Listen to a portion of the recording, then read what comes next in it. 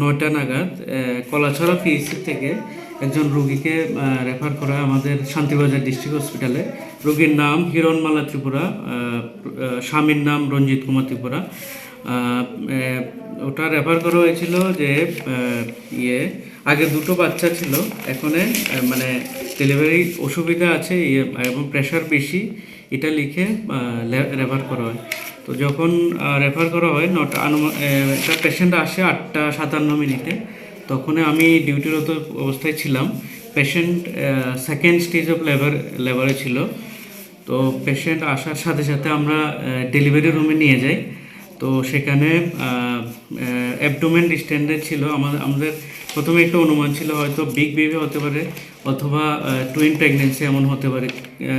পেশেন্টের কোনো check up ছিল না, কোনো আগের কোনো সোনোগ্রাফি বা কিছুই ছিল না। তো যাই হোক, আমরা আমাদের ডেলিভারি করতে তৈরি হই। প্রথম বাচ্চা ডেলিভারি পরে বাচ্চা ঠিকই হয়, কিন্তু ওয়েটটা একদম কম হয়।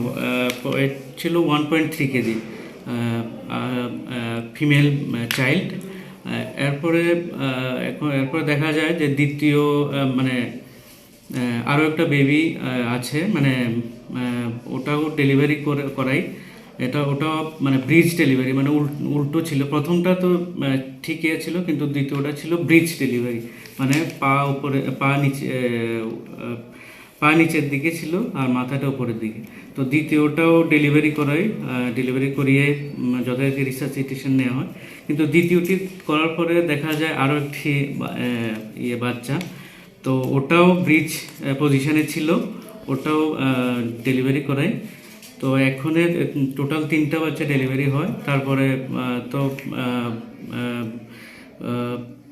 শিশু ডাক্তারবাবু দেখেন, সঙ্গে সঙ্গে আসেন, ওনাকে কল করা হয়, শিশু ডাক্তারবাবু দেখেন, পরীক্ষা নিরীক্ষা করে জানান যে